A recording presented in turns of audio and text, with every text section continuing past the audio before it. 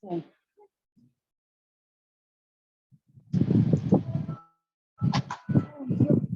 ¿Qué te pasa? Bueno, aguanta ahora, Damián. No tengo Dorito, ¿dónde crees que sea?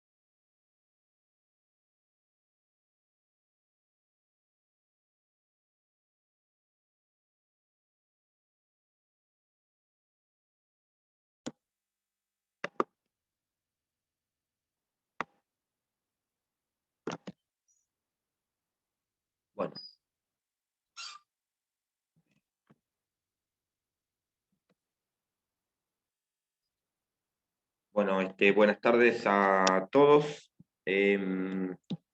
Vamos a dar comienzo a la clase de hoy de Teoría General del Proceso y Elementos de Actuación Profesional, Comisión 3. Para los que todavía los que no me conocen, además creo que es hasta la primera clase en esta comisión, yo soy el doctor Guillermo Verdi, yo soy adjunto de esta cátedra y también adjunto de la materia que le sigue en correlativa, que es Derecho Procesal Civil. ¿Sí? Eh, de acuerdo al cronograma que más o menos hemos armado, este, eh, del cual a su vez después le tenemos que agregar algunos temas más porque la fecha de parcial pensé que iba a ser antes, pero va a ser creo que el 1 día de mayo, ahora no me acuerdo exactamente la fecha. Eh, esta clase y la que viene, yo me voy a encargar de darles la primera parte de la bolilla 3, que es Sistema Judicial Argentino y fundamentalmente competencia federal. Todo lo que les digo para que no se vuelvan locos tomando examen, tomando examen somos yo, tomando nota. Todo lo que yo vaya a decir ya está en el material que está, porque lo preparé yo en su momento para la cursada anterior, cuando arrancó la virtualidad, que está subido al aula virtual. Ahí debe haber yo no lo chequeé, pero calculo que pasaron los contenidos, pasaron a la nueva cursada y tiene que estar competencia federal y ahí está absolutamente todo. Y es lo más, no porque lo haya hecho yo, pero es lo más completo que puedan seguir actualizado, que puedan llegar a encontrar, ¿sí? Porque los libros por ahí lo tratan de manera, por ahí un poquito general o por ahí están desactualizados porque algunas cuestiones han ido cambiando, porque ha habido criterios jurisprudenciales de la Corte Suprema, bueno, que vamos a ir viendo a lo largo de esta clase y la que viene, ¿sí? Vamos a dar inicio, desde luego, que estamos abiertos a las preguntas que a través del chat vayan haciendo y esperemos estar eh, lo voy a ir contestándolas a medida de que avanzamos con la clase. Este, mm, eh, Fíjense que la primera parte de la bolilla 3, en realidad esto es un tema que tiene que ver bastante y por eso en su momento la insistencia mía en que esta materia, cuando pasó a ser en el Plan Nuevo Teoría General del Proceso, estuviera después de Civil 1 y de Constitucional. Porque este tema es de derecho procesal, porque todo lo que tenga que ver con competencia es de derecho procesal, pero también es de derecho constitucional. Eh, por lo que vamos a ver ahora. Este, el, Nuestro país, constitucionalmente, está, y políticamente, si ustedes quieren, está, como ustedes bien saben, organizado por un lado, hay un Estado nacional y por otro lado, coexisten al mismo tiempo estados provinciales.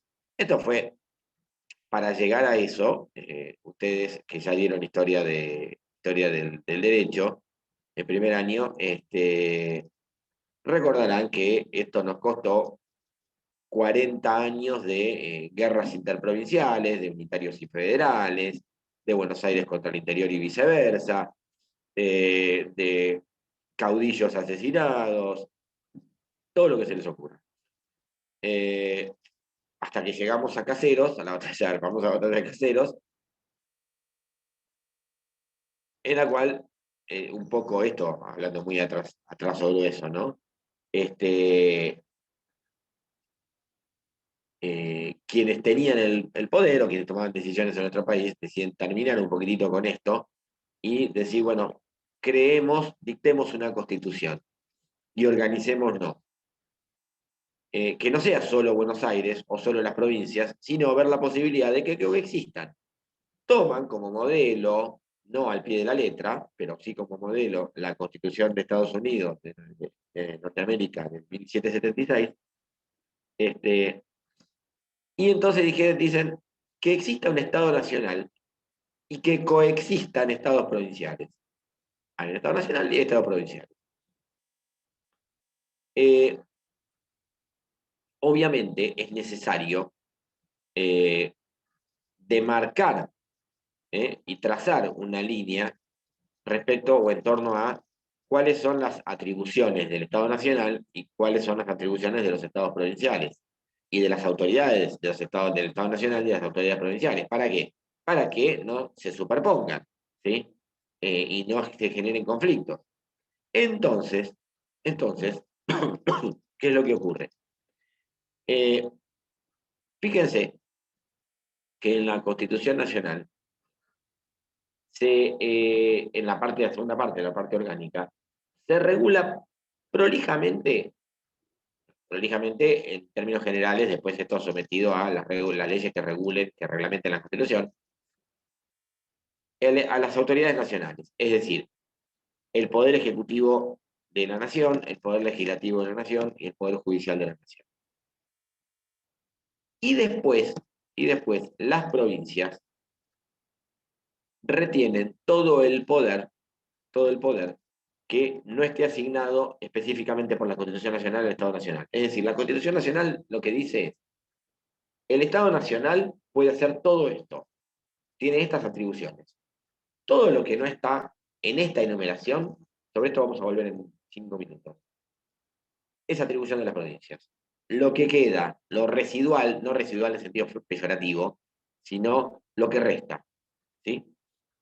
Por otro lado, ustedes saben que nuestro sistema representativo republicano y federal también abraza la tripartición de poderes, de manera tal que nosotros en la nación tenemos un poder ejecutivo de la nación, el presidente, vice y ministros, un poder legislativo de la nación, el Congreso Nacional, y un poder judicial de la nación. Y por otro lado, en las provincias también vamos a tener un poder ejecutivo provincial en cada una de las provincias, el gobernador, vice y ministros provinciales, un poder legislativo provincial, las legislaturas provinciales en cada una de las provincias, y un poder judicial en cada provincia.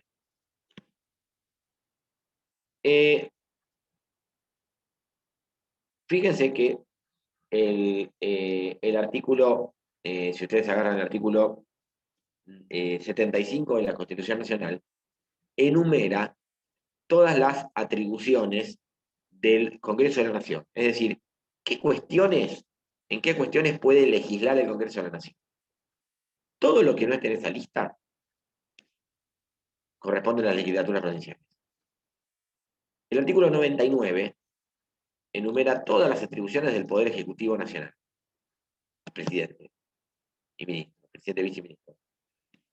Todo lo que no está en esa lista le corresponde al Poder Ejecutivo Provincial o a los respectivos poderes ejecutivos provinciales. Y después vamos a ver, y sobre esto va a radicar esta clase la que viene, el artículo 116 establece y enumera en qué cuestiones son competentes los jueces federales. Todo lo que no está en esa enumeración es competencia de los jueces provinciales.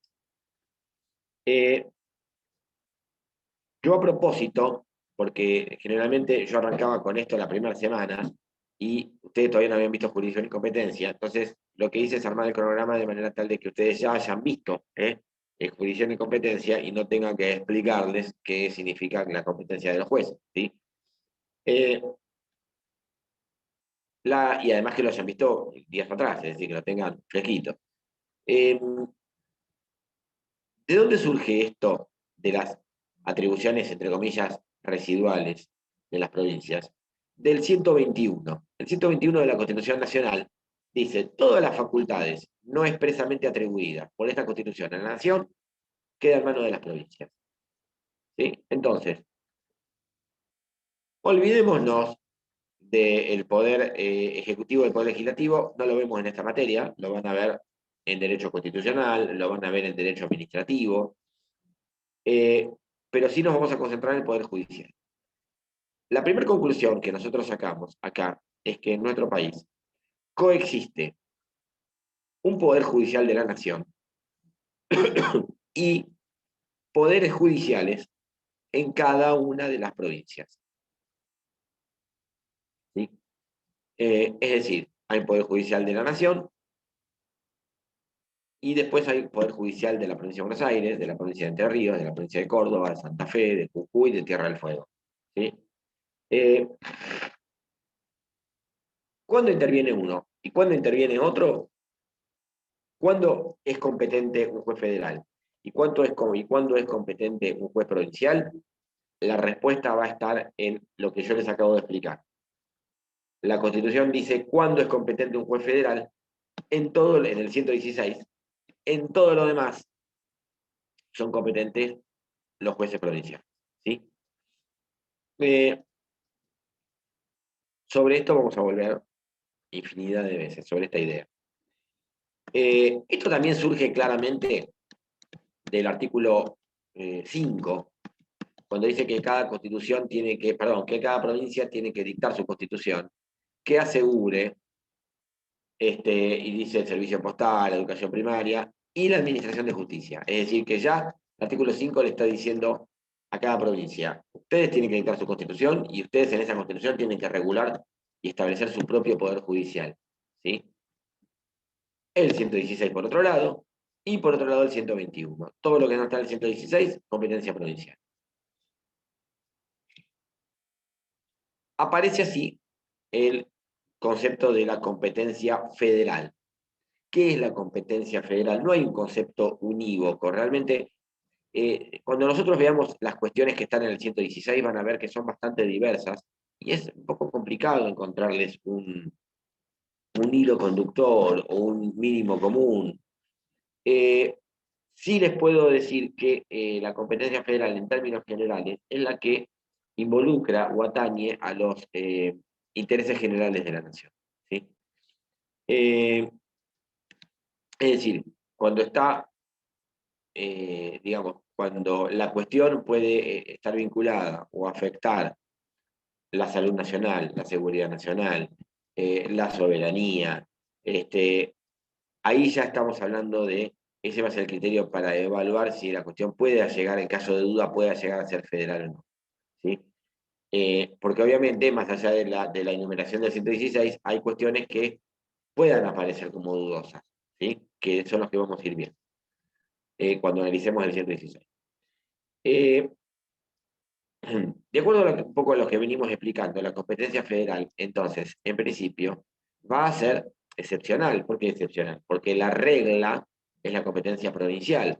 La excepción es la competencia federal, que son los casos del 116. También es privativa, solamente puede ser ejercida por jueces federales. No puede ser delegada en jueces provinciales. Al mismo tiempo, es en principio improrrogable, es decir, no puede en principio prorrogarse la competencia hacia jueces provinciales, excepto, por eso dije en principio, sobre esto vamos a volver, lo que está en el artículo 12, inciso cuarto, de la ley 48. La ley 48 regula el artículo 116. Es una ley, imagínense, la ley 48 es de cuando arrancó la nación. Arrancó la nación desde si tomáramos el día cero, el dictado de la sanción de la Constitución. ¿Sí? La nación, digamos, el Estado constitucional, si ustedes quieren. Entonces, la ley 48 lo que establece es que en el artículo 12, inciso cuarto, que las cuestiones entre ciudadanos extranjeros y una provincia, o entre vecinos de distintas provincias, o entre ciudadano extranjero y vecino de una provincia, es decir, extranjero contra argentino, vecinos de distintas provincias entre sí, o extranjero contra provincia argentina, la competencia es prorrogable. Si nadie plantea nada, ¿sí? Y se inicia la demanda ante un juez provincial, continuará ante un juez provincial. ¿Sí? Es decir, si ha habido una prórroga tácita, continúa ante un juez provincial. Entonces, en esos casos es prorrogable, en los demás no. ¿Sí? En los demás no es prorrogable la competencia. Por otro lado,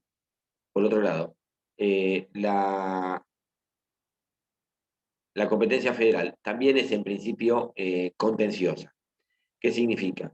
Que la competencia, que no hay en principio procesos voluntarios en la competencia federal, sino que siempre son contenciosos. La única excepción que pueda llegar a encontrar es un trámite que hacen los extranjeros, que es la denominada Carta de Ciudadanía.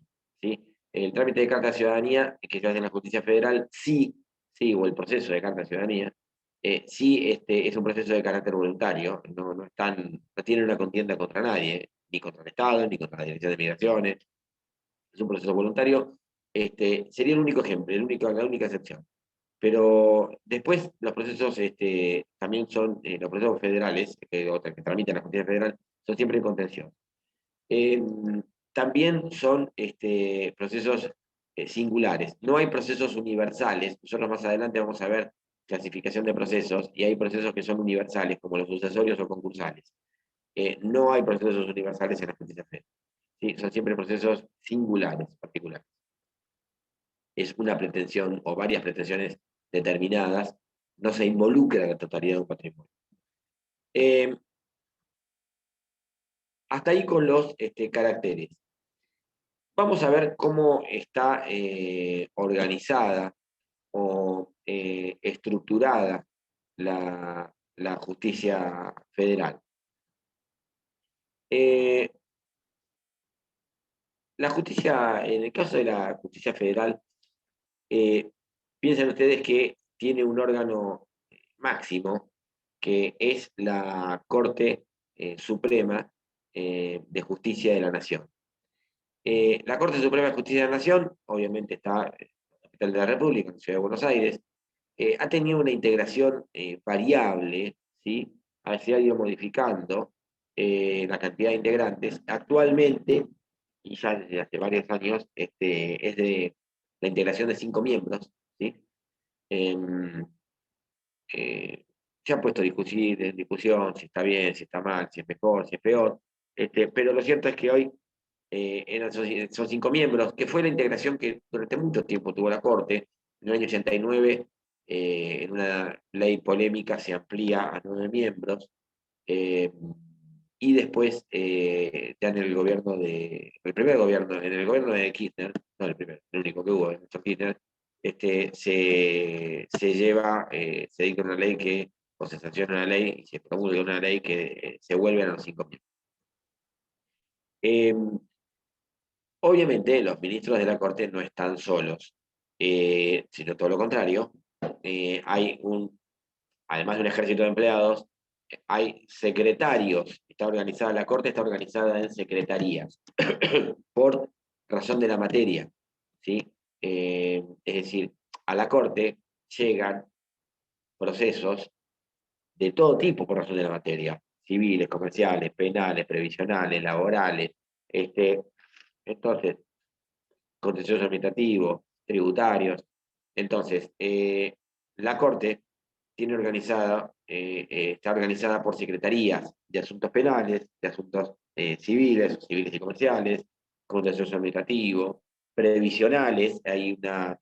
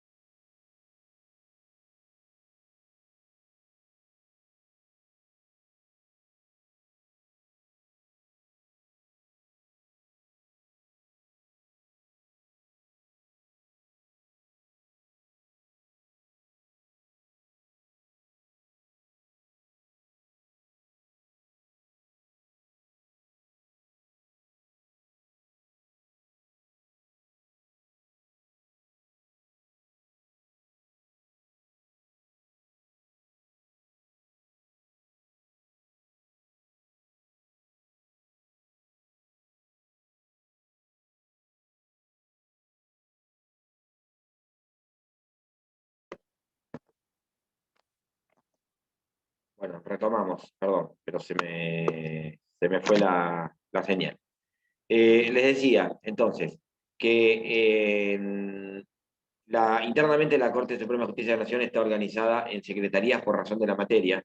Cada secretaría tiene no uno, sino varios secretarios y relatores. Los relatores normalmente lo que hacen en un tribunal, la función de lo que se denomina el relator, en todos los tribunales, en la Cámara de Apelaciones de Mar del Plata lo mismo. Lo que hace el relator es un poco estudiar, hacer un estudio previo del proceso cuando llega al tribunal y hacer un informe al juez a los efectos de facilitarle un poquito el trabajo, que no arranque de cero con el expediente, sino que ya ponerlo en tema, para que ustedes entiendan, ¿sí? Es decir, qué se planteó la demanda, qué se contestó, cuáles fueron las pruebas más importantes, sustanciales, qué se resolvió anteriormente, en primera instancia o en segunda instancia, ¿está claro?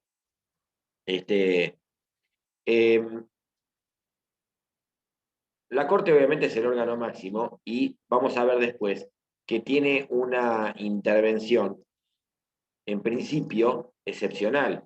Es decir, nosotros en principio llegamos a la Corte a través de un recurso, es decir, cuando nosotros estamos impugnando una sentencia que se dictó en una instancia inferior. Es decir, primero tenemos que haber empezado en las instancias inferiores y después, excepcionalmente, llegamos a la Corte de la Nación a través de un recurso extraordinario que se llama recurso extraordinario federal o recurso extraordinario de inconstitucionalidad.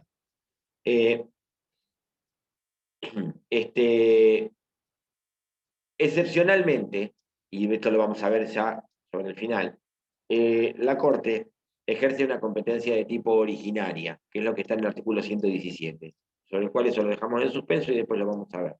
Es decir, ¿qué significa que desempeñe una competencia de tipo originaria? Significa que el proceso directamente comienza en la Corte, que va a pasar a ser una única instancia, lo cual genera no pocos problemas, ¿sí? Constitucionalmente, hoy en día. Por algo que después vamos a ver, ¿sí? Por la incidencia del Pacto de San José de Costa Rica. Bien, debajo de la Corte, ¿cómo está organizada la justicia federal?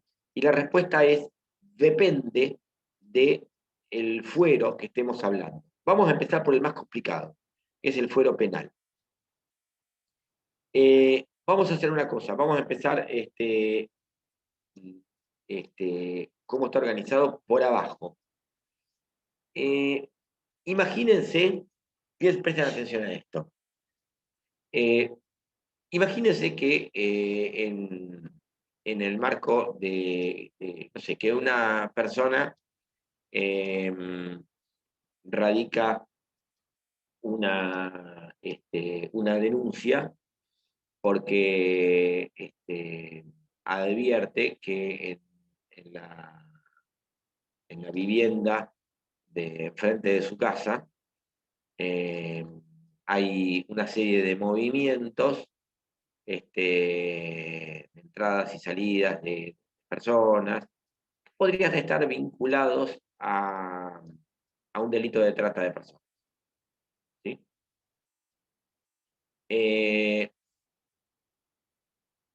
Esta denuncia, en esta denuncia se le da intervención supongamos que la denuncia la hace en una comisaría cualquiera, inmediatamente la comisaría le da intervención a la Policía Federal, quien le va a dar intervención a el juez federal de turno. Supongamos que esto es en Mar del Plata. Le da intervención al juez federal de Mar del Plata con competencia penal de turno. El juez federal, conjuntamente con el agente fiscal, va a ordenar una serie de medidas. Si se le da intervención al fiscal, el fiscal propone las medidas, el juez ordena las medidas que son las de, por ejemplo, un allanamiento, ¿no? Van, allanan la vivienda, bueno, efectivamente encuentran personas en situación prácticamente de cautiverio, y indocumentados, de países extranjeros o de acá, y se llevan varios detenidos, y se le forma una causa penal, que va a tramitar por la índole del delito, ¿sí? En la justicia federal.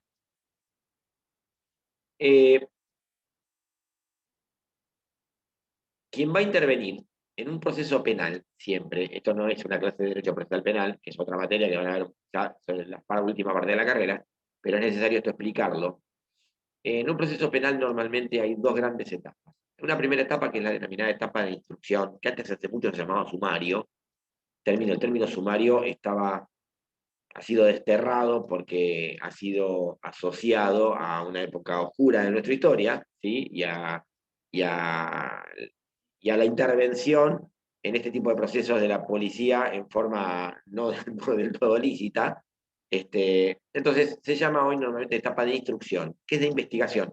Instruir en términos procesales, en derecho procesal, instruir no es enseñar, es investigar, averiguar. ¿Sí? Hay una primera etapa que es de instrucción, de investigación. ¿Qué pasó? ¿Cuál es el hecho que se cometió? ¿Es delito este hecho? ¿Quién o quiénes en principio son responsables? Y después hay una segunda etapa que es la etapa de juicio. ¿Sí? En el medio hay una etapa, no nos vamos a meter, que algunos llaman intermedia, si existe, si no existe, pero eso se lo dejo para derecho procesal penal, con el doctor Falcone y compañía, que ahí lo van a estudiar en detalle. Entonces, el juez federal de Mar del Plata va a empezar a investigar. Va a ordenar el allanamiento, va a secuestrar determinados elementos que encuentre, va a recibirle declaración a testigos. Al cabo de esa investigación, el juez federal va a llegar a, a dos posibles conclusiones. Una, en principio, está acreditado el hecho y determinados quiénes son en principio los responsables. O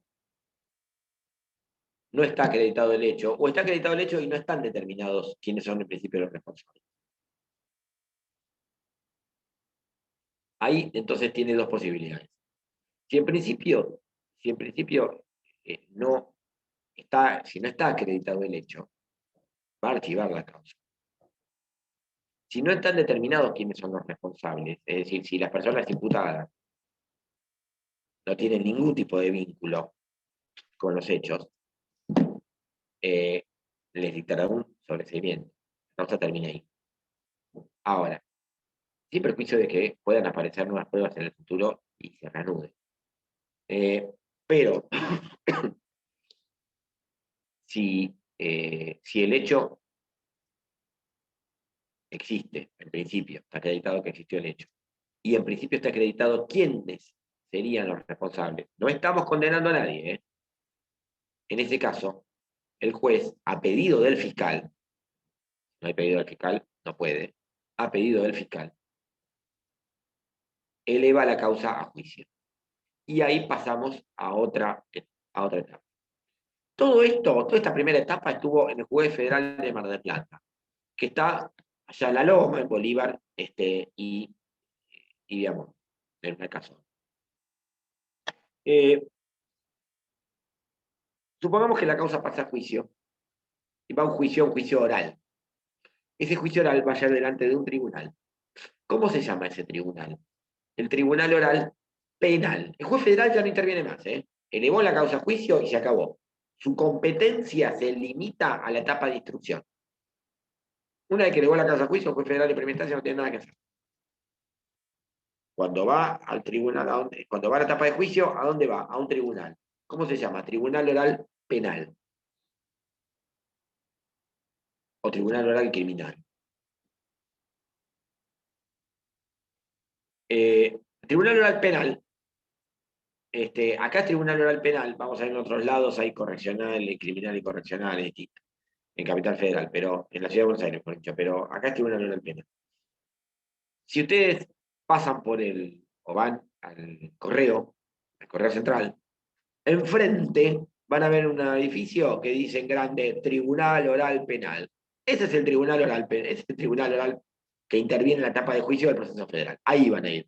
Entonces al imputado lo van a llevar ahí, al juicio. Lo van a llevar o va a ir solo. Si está libre, va a ir solo. Si está detenido, lo van a llevar. Ahí se va a desarrollar el juicio oral. Ese juicio oral va a tener, va a terminar con una sentencia, ¿sí?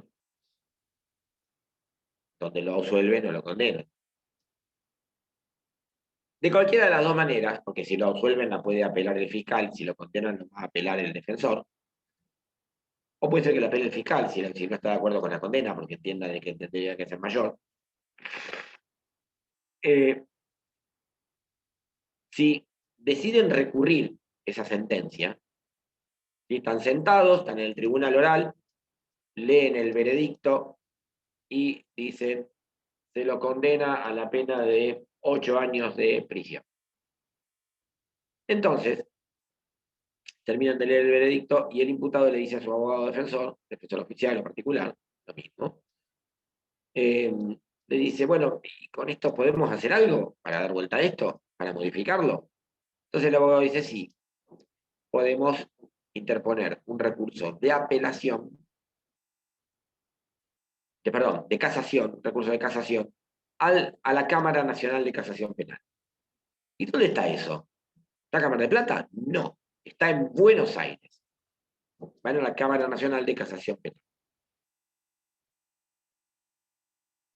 La Cámara Nacional de Casación Penal ahí va a ir el recurso de casación. Obviamente que esto va a ser un cuello de botella, porque van de todo el país. Y de la sentencia que dicte la Cámara Nacional de la Casación Penal, podremos interponer un recurso extraordinario. Hay que ver si se dan los supuestos, porque los requisitos formales, a medida que vamos subiendo de instancia, el agujero se hace más chiquito para pasar. ¿Entienden? Los requisitos formales son más rigurosos. ¿Va?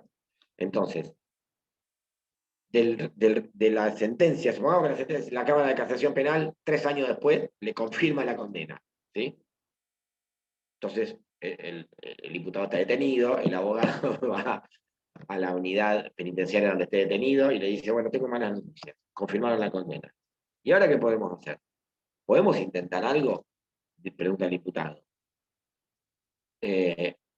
Condenado, ahora. Sí, podemos interponer un recurso extraordinario a la Corte Suprema de Justicia Nacional. A su vez,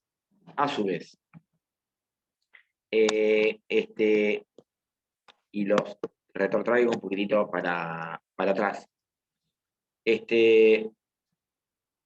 Durante la etapa de instrucción, supongamos que el juez federal dispuso la detención del imputado, la detención preventiva, es decir, dispuso que durante el proceso espere la sentencia adentro, no afuera, ¿sí? Eso lo va a disponer el juez federal. ¿Estamos? Esa resolución puede ser recurrida, supongamos que disponen eso y entonces el imputado, mientras se lo están llevando, le dice al defensor, así a lo lejos, ¿podemos hacer algo con esto? Sí, sí, podemos. ¿No? ¿Qué podemos hacer? Interponemos un recurso de apelación a la Cámara de Apelaciones Federal, que está, ¿vieron el Shopping Los Gallegos? Bueno, enfrente, en la diagonal, o sea, diagonal, Rioja, Moreno, ese triángulo, ¿sí? Ahí funciona la Cámara Federal de Apelación, de Mar del Plata, ¿sí? Entonces, habiendo explicado un poquitito esto, este cuento, que por ahí alguno y encima a esta hora de la siesta lo durmió, podemos tener un poquitito más claro de qué juega cada jugador en el fuero penal, para que ustedes entiendan. Y es, el fuero penal federal está conformado por juez federal de primera instancia, que tiene competencia en la etapa de instrucción, lo que habíamos explicado. El que ordena el allanamiento, ordena la detención del imputado, le toma declaración indagatoria, no se llama más declaración indagatoria, se llama declaración solamente.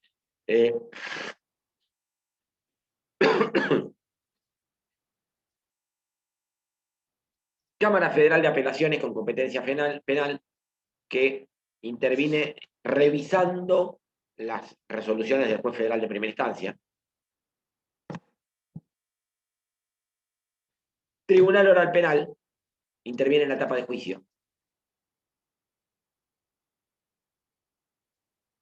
Cámara Nacional de Casación Penal, que interviene revisando las sentencias de los tribunales orales. ¿Sí? Y arriba de todo, la Corte de Elección. Los demás fueros,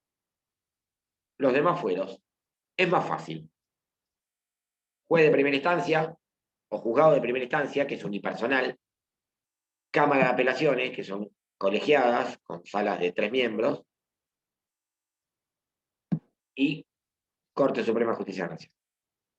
Hay un proyecto de meter, que ahora esto apareció en su momento, 2011, por ahí, 2012, de en el medio meter otro órgano, que es la cámaras de casación, también civiles, laborales, previsionales, para todos los fueros, cámara de casación, porque ahora hay cámara de casación solamente penal.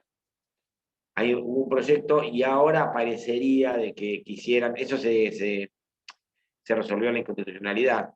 Estos son, a ver, esto no podemos dejar de decirlo, en el fuero federal, como no ocurre quizás en los fueros provinciales, hay muchísimas cuestiones políticas en el medio.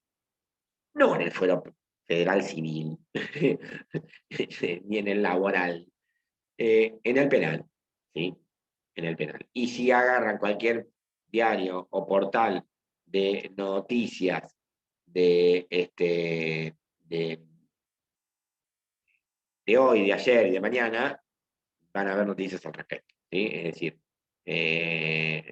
a veces hay embates por parte del Poder Ejecutivo, del Poder Político para quitarle poder a la Corte y viceversa, embates de la Corte para hacerse fuerte, cuando en realidad no tendría que hacerlo, pues tendría que ser un poder independiente, pero bueno. O sea, no es, sinceramente, a mí personalmente me resulta un poco incómodo ver en un acto de tinte político al presidente de la Corte, sea quien sea, sea lo de serie, sea el de ahora, interesa. Pero que esté presente, para mí no tendría que estar presente. Es decir, lo judicial es judicial y lo político es político. Entonces, pero lamentablemente es inevitable que esto se mezcle. Y de hecho, si uno hace un poco una historia reciente, o por lo menos del periodo democrático, del reinicio de la democracia para acá, habrá visto que la Corte tiene determinados perfiles políticos por una cuestión muy simple. A ver, los jueces de la Corte, de la Corte Suprema, los elige el Poder Ejecutivo. Con acuerdo del Senado, todo lo que quieran, pero los elige el Poder Ejecutivo, si siquiera por concurso. Entonces, eh, es lógico, no sé si es lógico, no debería ocurrir, pero lamentablemente ocurre que se busquen jueces ideológicamente y políticamente afines. Y los ejemplos sobran de los dos lados, porque de la misma manera que en su momento eh, este, Kirchner o Cristina, no me acuerdo cuál de los dos, puso, no sé, Zaffaroni, que hoy es asesor de Cristina, decía, fíjense el vínculo que había. De la misma manera, Mauricio Macri puso a Rosenkrantz, que es un abogado claramente vinculado al establishment, que venía en un estudio grande, venía de trabajar, estaba trabajando toda su vida en un estudio grande de empresas multinacionales. Entonces vos ya sabés qué perfil tiene. Estamos, por eso les digo que es de los dos lados, para que nadie diga, no, porque habla de uno, habla de otro. No, no, no, de los dos lados, es exactamente igual. ¿Sí? Perdón, Eh, perdón, doctor, pero cuando se termina ese gobierno, ¿se remueve a los jueces? sí, pero ocurre. Volviendo al tema, entonces hay una intención que yo no sé si terminará llevándose a cabo de crear órganos intermedios, una suerte de cámara de casación, para todos los fueros que no son penales. Hoy no está. Hoy la verdad es que en la práctica no está. Es juez de primera instancia y cámara de apelación. ¿Cómo está formado el fuero federal? Entonces, en nuestro país. Ustedes tienen jueces federales en la ciudad de Buenos Aires y jueces federales diseminados, esparcidos a lo largo de todo el país, que se dividen el país territorialmente. Obviamente, la competencia por razón de la materia federal, porque en el fuero federal hay cuestiones penales, hay cuestiones civiles, hay cuestiones laborales, hay cuestiones tributarias, hay cuestiones de contencioso administrativas. En la ciudad de Buenos Aires, donde el número de procesos, de causas, es muy grande, como consecuencia de la cantidad de habitantes también, en la ciudad de Buenos Aires, el fuero federal está dividido, repartido, por razón de la materia. Entonces, en la ciudad de Buenos Aires ustedes tienen jueces federales con competencia civil y comercial, o jueces con competencia civil y comercial federal, jueces con competencia criminal y correccional, penal, así que sería penal, mejor dicho, criminal y correccional, federal, jueces con competencia contenciosa administrativa federal, jueces de seguridad social, de sistema jubilatorio federal.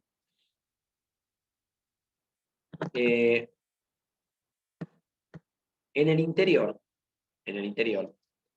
no se justifica en cada lugar que haya jueces federales tener uno de cada color, por razón de la materia.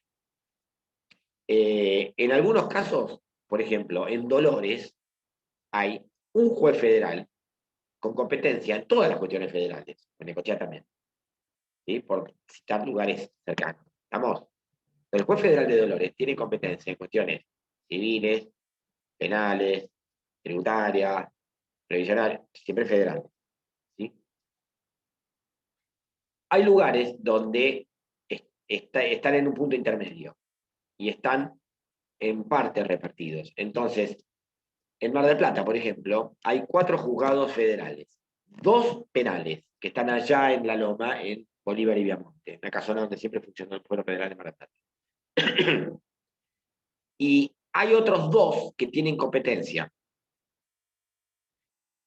En un caso, civil y comercial y laboral, y en otro caso, civil y comercial y tributaria, que están en independencia entre Bolívar y Moreno, al lado de un correo privado. Entonces, en Mar del Plata están sí separados en penales por un lado, civiles por el otro. O sea, civil, todo lo que no sea penal, civil, comercial, laboral, contencioso administrativo, federal.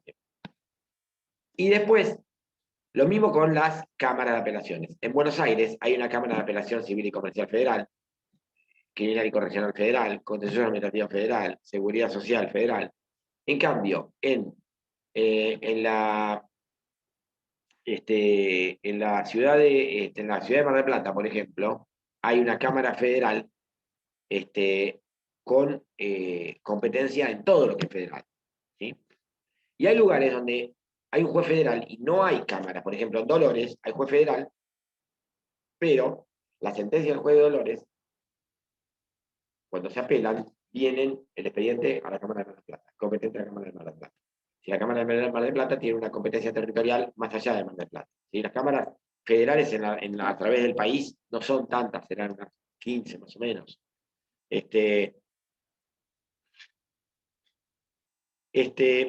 A la pregunta que si la Cámara la integra Jiménez, sí, la integra Jiménez. Y el titular de Penal 2, no sé quién es el titular de Penal 2. Está Jiménez, Taza, titular Taza, mira vos. Sí, Taza, sí, también la integra. Sí. Y el tercero era Ferro, pero no estaba, no sé si lo saben pasar.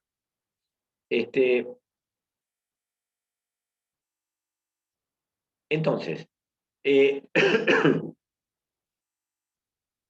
fuero federal en la provincia, en el país, Corte de Nación y jueces y cámaras federales diseminados, repartidos por todo el país. En la ciudad de Buenos Aires se da una cuestión bastante particular, que es la siguiente. La ciudad de Buenos Aires, hasta 1994, hasta la Constitución de 1994, era la capital federal, ¿sí? O sea que era territorio federal. Si fuera territorio federal, o siendo territorio federal, todas las cuestiones que se originen en el mismo deberían ser competencia de los jueces federales, lo cual hubiese llevado a resultados un poco absurdos, porque un simple accidente de tránsito en el microcentro porteño, por ejemplo, hubiese sido competencia federal solamente porque ocurrió en el microcentro porteño, en la capital federal, ¿estamos? Antes del 94. Fue por eso que, para no desnaturalizar la competencia federal, y que los jueces que haya en la ciudad de Buenos Aires, jueces federales con competencia solamente en la del 116, se crea la denominada justicia nacional. Y ustedes me van a decir, momento. Yo tengo acá delante mío la Constitución, y la Constitución permanentemente me habla de jueces nacionales como sinónimos de federales. Es cierto, es cierto. Entonces acá les voy a complicar la vida. Porque en la ciudad de Buenos Aires se crea un fuero en su momento de entonces capital federal, con competencia ordinaria, que es el fuero nacional. Y además queda el fuero federal con competencia federal propiamente dicha, es decir, las cuestiones del 116. Entonces, hasta 1994, hasta la Constitución de 1994, el esquema de la justicia en la ciudad de Buenos Aires, en lo que era la capital, en ese momento la capital federal, era el siguiente. Jueces federales, jueces y cámaras federales, con competencia en las cuestiones federales, la del 116. Y 2 jueces y cámaras nacionales con competencia ordinaria. Es decir, ordinaria es lo mismo que provincial, local, ordinaria. ¿Sí? Con competencia ordinaria, es decir, la misma competencia que los jueces de provincia. Todo lo que está fuera del 116. ¿Está claro? Entonces, el simple accidente entre dos particulares en el microcentro porteño, el juicio de daño y perjuicio, ¿dónde va? A la justicia nacional, con competencia civil de la ciudad de Buenos Aires. Bien, siempre y cuando sean dos particulares. Porque a veces las personas determinan la competencia federal, eso lo vamos a ver. Pero esto era porque la capital federal era capital federal. Ciudad de Buenos Aires era la capital federal, era el territorio federal. Entonces se genera esta suerte de ficción. No podemos tener jueces provinciales, porque no es una provincia. Entonces inventamos jueces nacionales que son del Estado Nacional, pero con competencia ordinaria. Claro, jueces federales son jueces de la nación con competencia federal, jueces nacionales son jueces de la nación con competencia ordinaria. Cuando se dicta la Constitución del 94, la ciudad de Buenos Aires deja de ser la capital federal y pasa a ser el Estado, la ciudad autónoma de Buenos Aires. Con un estatus similar, no exactamente igual, esta también fue una discusión, hace muy poco tiempo, un estatus similar al de una provincia. Tal es así que hasta el 94, la ciudad de Buenos Aires tenía un intendente y un consejo deliberante. ¿Está claro? Cuando se dicta la Constitución del 94, desaparece el intendente, desaparece el consejo deliberante. El intendente inclusive lo elegía el presidente de la nación. Ni siquiera se elegía popularmente. Desaparece el intendente del consejo deliberante y se crea el Estado o la ciudad autónoma de Buenos Aires, como Estado autónomo. Y la ciudad de Buenos Aires dicta su propia constitución, con la tripartición de poderes. Volvemos al inicio de la clase. Un poder ejecutivo de la ciudad de Buenos Aires, que es el jefe de gobierno, Rodríguez Larreta, hoy, una legislatura, no había legislatura en la Ciudad de Buenos Aires, o sea, se disuelve el Consejo Deliberante, que era el órgano, digamos, legislativo que había, porque es una ciudad, municipio, y se crea una legislatura. Y por lo tanto, ya será ven venir un poder judicial. Hasta el momento no había no había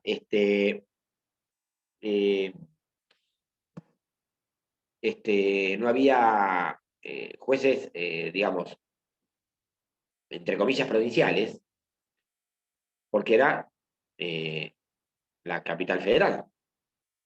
Pero ahora ya es un estado autónomo. Entonces, empezó una discusión y ríos de tinta escritos respecto de qué hacemos con la justicia nacional. La justicia nacional pasa a la ciudad de Buenos Aires, es decir, lo lógico hubiese sido que, siendo que la ciudad de Buenos Aires adquiere un estatus constitucional similar al de una provincia, entonces, bueno, hagamos lo mismo que las provincias, y la justicia ordinaria sea del Estado local, en este caso de la Ciudad Autónoma de Buenos Aires. ¿Me siguen? Y empezó un tire y afloje entre nación y provincia. La Ciudad de Buenos Aires dicta su propia constitución, dicta su ley orgánica y dice que tiene su propio poder judicial. La nación dicta otra ley que dice los jueces, la justicia nacional sigue siendo de la nación. Usted me dirán, ¿y cuál sería la justificación? Lo lógico hubiese sido que los jueces nacionales, los que tienen competencia ordinaria en la Ciudad de Buenos Aires, pasen a la Ciudad de Buenos Aires. Bueno, hubo una oposición muy grande de primero de los jueces, que querían seguir siendo jueces de la nación y que parecía que los estaban degradando. Y tampoco hubo mucho interés del Estado Nacional en que pase la justicia nacional a la Ciudad de Buenos Aires. Y ustedes me dirán, ¿hay un poder judicial en la Ciudad de Buenos Aires? Sí. ¿Y qué competencia tiene? ¿De qué se ocupan? ¿Lo federal? No. ¿Lo ordinario? No. Cuestiones solamente de naturaleza tributaria y contenciosa administrativa local de la Ciudad de Buenos Aires. Y con el tiempo, por eso le digo que son decisiones políticas. En algún momento, cuando Kirchner era presidente y Aníbal Ibarra era jefe de gobierno de la Ciudad de Buenos Aires, o sea, estamos hablando de antes de Cromañón, ¿sí? Hubo un convenio de traspaso de algunas competencias penales de nación a la ciudad. Algunos delitos penales, como el delito de daños, el delito creo que de amenazas, incumplimiento de deber de asistencia familiar, usurpación, pasaron a los jueces de la Ciudad de Buenos Aires. Por eso cuando se acordaron hace unos años la toma del indoamericano, había una discusión acerca de si la competencia de quién era, ¿sí? Si de los jueces de la Ciudad de Buenos Aires o de la Justicia Nacional.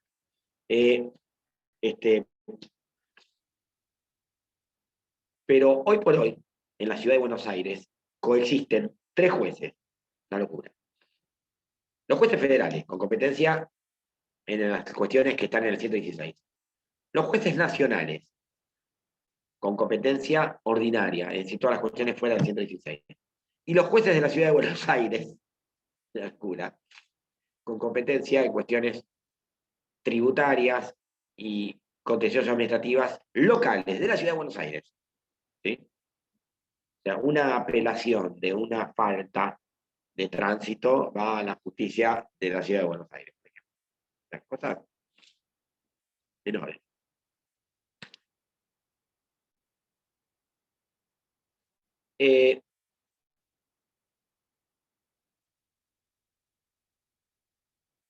Yo les decía hace un rato que la Corte, que la Justicia Federal tiene una competencia que es limitada, ¿sí?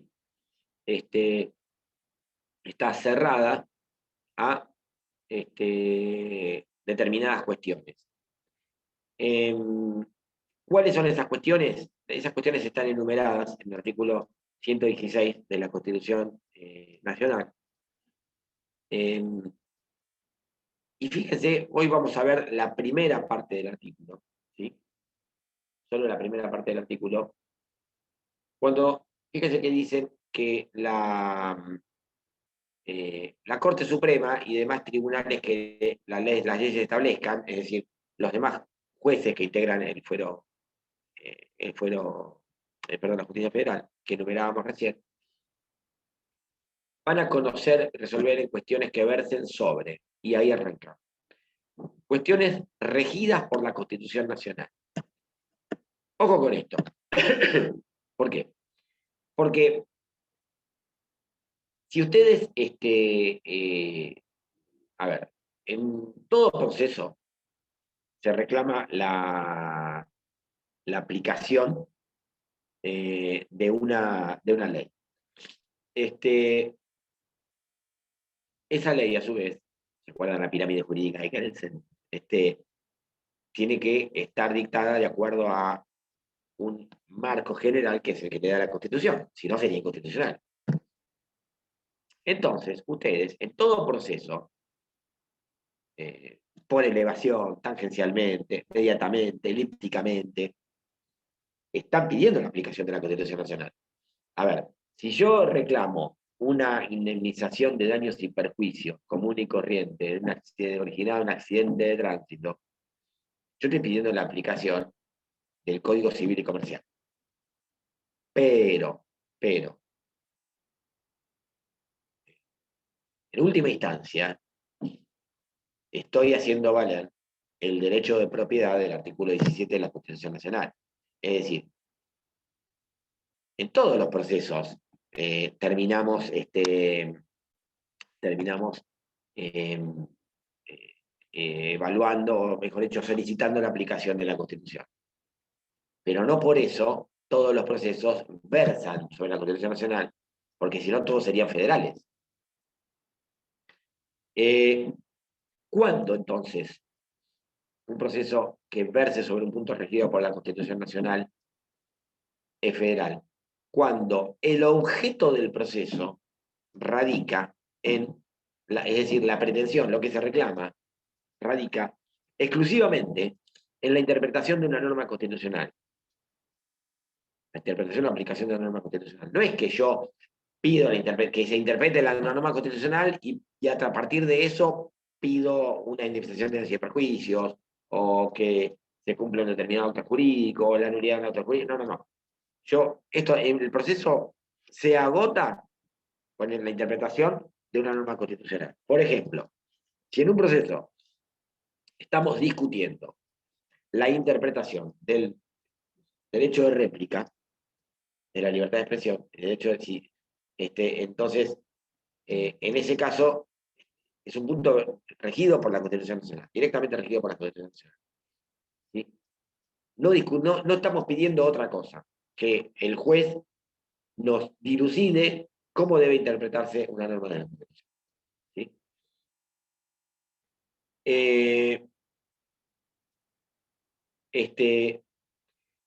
En el segundo punto, dice puntos regidos por leyes nacionales, con excepción de lo establecido en el artículo 75, inciso 12.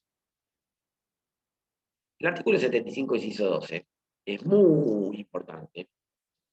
Fíjense, el 75 de la Constitución establece las atribuciones del Poder Legislativo Nacional, del Congreso de la Nación. El inciso 12 dice que el Congreso de la Nación tiene las facultades o atribución de dictar Código Civil, Comercio, que ahora es uno solo, Penal, Minería, Trabajo y Seguridad Social, que en realidad son leyes separadas. Simplificando, el Congreso de la Nación tiene la atribución de dictar los denominados códigos de fondo. Y dice después, cuya aplicación corresponderá a los jueces provinciales o nacionales, según las personas o las cosas caigan en una o en otra jurisdicción. ¿Qué significa esto? Puede haber procesos de naturaleza civil en el fuero federal y procesos de naturaleza civil en el fuero provincial. Procesos de naturaleza penal en el fuero federal y procesos de naturaleza penal en el fuero provincial. ¿Por qué? Porque va a depender de que las personas o las cosas caigan en una u en otra jurisdicción. Ejemplo. Despiden a un empleado de un restaurante de acá del centro de la ciudad, o de la zona de Güemes, se les ocurre. El empleado inicia un juicio laboral contra el dueño contra su empleador. ¿Qué es lo que dónde va a ir eso? ¿Quién va a ser competente? Un tribunal de trabajo de la ciudad de Mar del Plata, provincia de Buenos Aires, no la provincia. Ahora, supongamos que despiden, una empresa pesquera despide a un marinero. ¿Dónde va a efectuar? ¿Quién va a ser el juez competente para ese reclamo? Un juez federal de Mar del Plata. Supongamos que es marinero, la empresa pesquera está acá, el marinero salía de acá, ¿sí? De Puerto Mar del Plata, ¿sí? Juez federal de Mar del Plata. ¿Sí? ¿Por qué?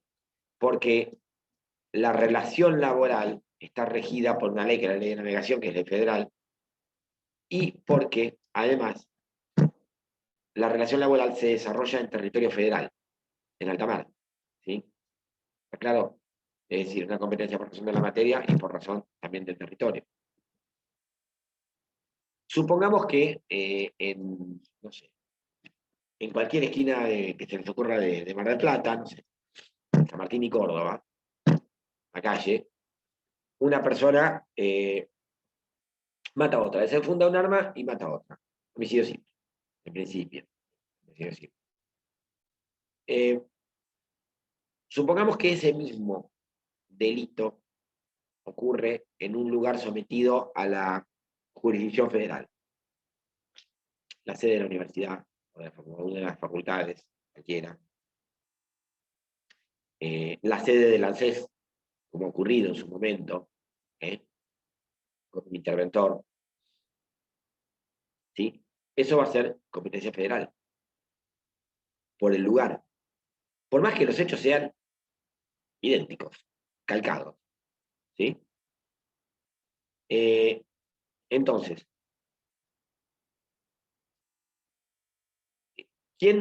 ¿cuándo intervienen los jueces federales?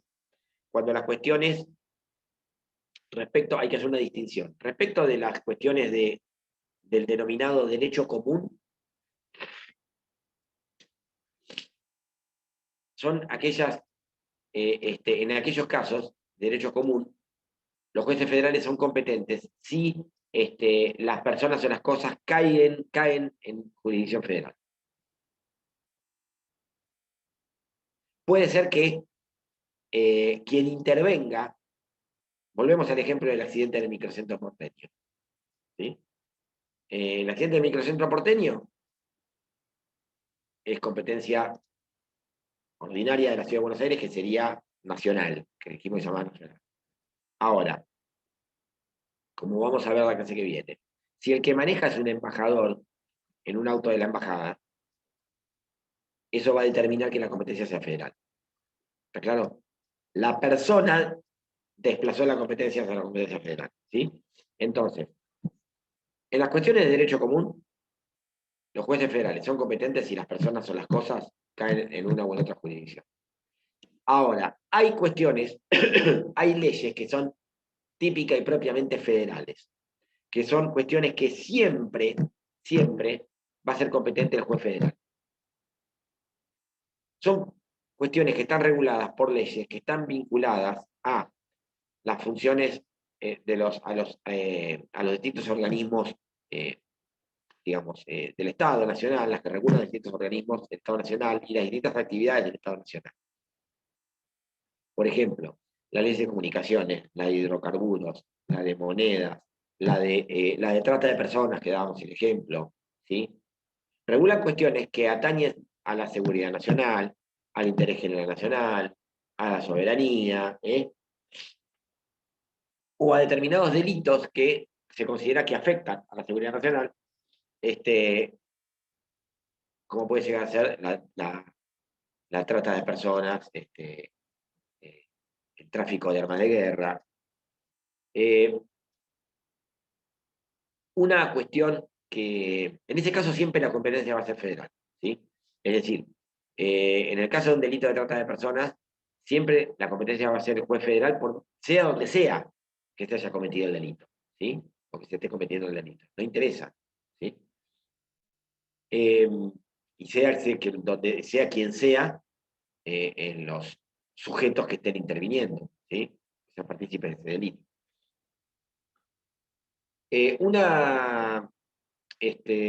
Una particularidad ha revestido las cuestiones de estupefacientes. Las cuestiones de estupefacientes, toda la vida tradicionalmente, fueron siempre de competencia federal. Es decir, la violación a la ley de estupefacientes, ya sea tenencia o tráfico, siempre fue de competencia federal. Sin embargo, hace unos 15 años hay una ley, creo que es 20050 o 20052, que modifica esto y desdobla la competencia y le asigna ciertos delitos de estupefacientes a los jueces provinciales. Y lo que establece, fíjense en el material que está subido al aula virtual, en líneas generales, que en aquellos casos remite a ciertos artículos, pero se refiere a qué casos, a los casos de donde la tenencia se presuma que es únicamente para consumo personal, o de grupo personal o de grupo, digamos, de allegados o convivientes, es decir, no para tráfico. O en los casos de, hay otras conductas en la ley de estupefacientes que tienen que ver con las adulteraciones de recetas médicas o la venta, al revés, la venta de medicamentos que tienen que ser bajo receta, sin receta, ¿sí? Esos casos van a ser de competencia provincial. Cuando sale esta ley, los jueces penales provinciales pusieron el grito en el cielo. Con todo lo que tenemos encima, ahora vamos a tener causas de estupefacientes. Y empezaron algunas ripideces. Y esto termina en un fallo de la Corte, que se origina en Mar del Plata. En una causa que se llamaba Echeverría Sandra, donde interviene en primer lugar el juez federal, que considera que, de acuerdo a la cantidad de estupefacientes y el tipo de estupefacientes incautado a la imputada, se presumía que era para consumo personal y no para venta o tráfico. Y pasa las actuaciones al juez provincial. La jueza penal de garantías de turno dice, no, yo considero que por la cantidad era para tráfico. O sea, para uno era poco, para otro era mucho.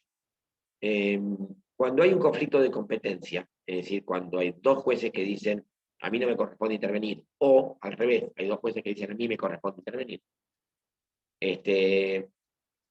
siempre lo resuelve el superior común. Es decir, que en este caso, el único órgano superior a todos, a los dos, iba a ser la Corte de Nación, que es el órgano máximo de todo el país. Entonces, esto termina en la Corte de la Nación, que le atribuye la competencia a la justicia provincial, sin establecer en realidad un parámetro preciso, ¿sí? Es decir, fue casuístico. Digo, en este caso considero, pero piensen que la idea de la ley fue la de desdoblar, descomprimir las causas de estupefacientes de la justicia federal. Y de hecho hay dentro de la justicia penal provincial, en algunos lugares, como Mar del Plata, hay fiscales exclusivamente para causas de estupefacientes. Esto lo vamos a ver, lo van a ver en todo caso en el resto de la bonilla 3. ¿Sí? Entonces, estupefacientes, consumo personal o de grupo primario, si ustedes quieran, adulteración de recetas, venta de medicamentos de receta, competencia provincial. Tráfico, venta, competencia federal. Por último, y ya cerrando la clase, los puntos, por último hoy, los puntos regidos por los tratados internacionales. Las causas que vencen, acá volvemos a lo mismo. Cuando lo que se discute es exclusivamente la interpretación y aplicación de una cláusula o de una norma establecida en un tratado internacional. Tiene que ser un tratado internacional que forme parte de nuestro ordenamiento jurídico, es decir, que esté ratificado por una ley, o, con más razón, si forma parte del bloque constitucional, recuerden el 75 y 122, y sean cuestiones de derecho privado o de derecho público. ¿Está claro? No interesa.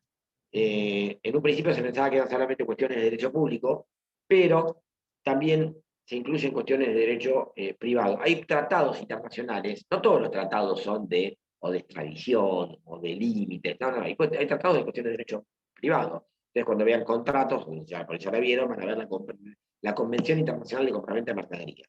Es un tratado, si ves una convención internacional, regula una cuestión de derecho privado, compraventa de mercaderías, compraventa internacional de mercaderías. Entonces, el criterio de la Corte actualmente es que la justicia federal es competente en aquellas cuestiones, en aquellos procesos donde se discute la interpretación de las normas que están en un tratado, sea la cuestión de derecho público o de derecho privado, ¿sí? No importa. Bueno, por hoy terminamos acá. Nos vemos el miércoles que viene, donde vamos a terminar el 116, desmenuzándolo punto por punto, y vamos a ver el 117. Muchas gracias a todos. Hasta la semana que viene.